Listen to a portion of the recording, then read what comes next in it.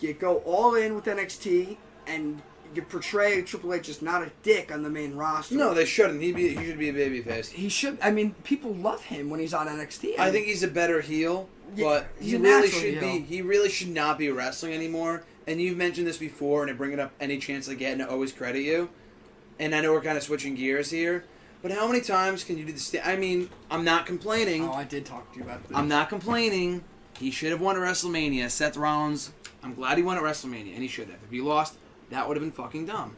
But how many times can you do the standard up-and-comer versus Triple H with Triple H going over? We have now seen it in recent years with Daniel Bryan. We saw it with Roman Reigns and with Seth Rollins. The only person we didn't see it with in the last 4 or 5 years is Sting, who he beat. We're talking about WrestleMania here. At WrestleMania, but that's really only when he wrestles now anyway.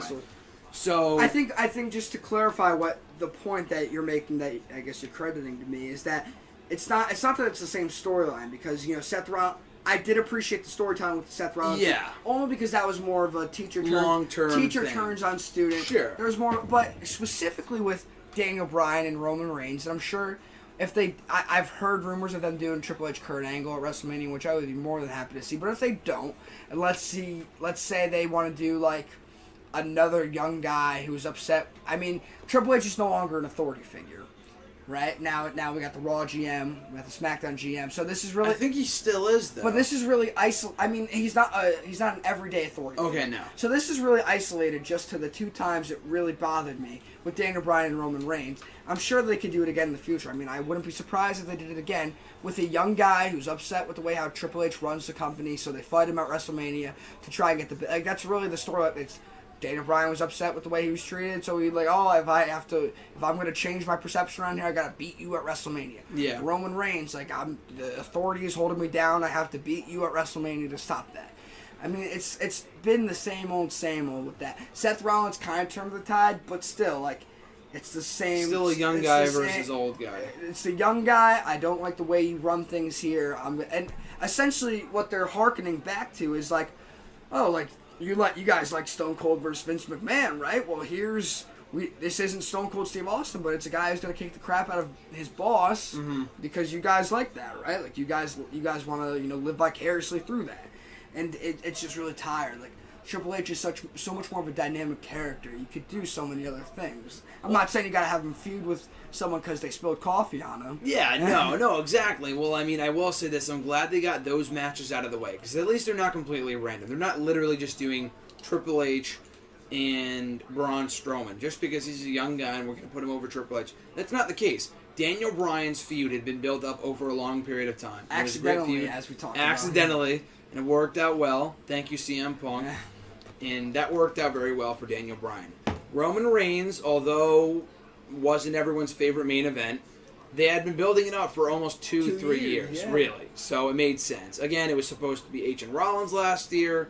They did that this year. Again, had been built up for 3 years. So I'm fine with them doing those matches. Triple H and Sting, much less of a dream match, but it was what it was. Now going forward, and I said this before WrestleMania, when it was rumored that Rollins was hurt and that the match might not happen. Thankfully, it did. Very happy to have seen it live. Great match. I enjoyed it. But I said this in an article. Does Triple H need to wrestle at WrestleMania? And maybe I'm being a dick. Maybe this is just me saying this.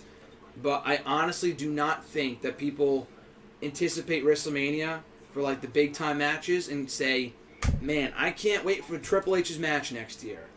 Not really. That would always be a Taker thing, which is no more. Hopefully, he had the best send-off in WrestleMania history. They said that about Brock Lesnar, The Rock, maybe even John Cena. Yeah. I could not tell you the last time people were saying, that I heard people say, man, I cannot wait for Triple H to WrestleMania. Again, Rollins was different because that match had been built up over so long, and it made sense. That was my most anticipated match at WrestleMania this year. Going forward, though, who else would make sense?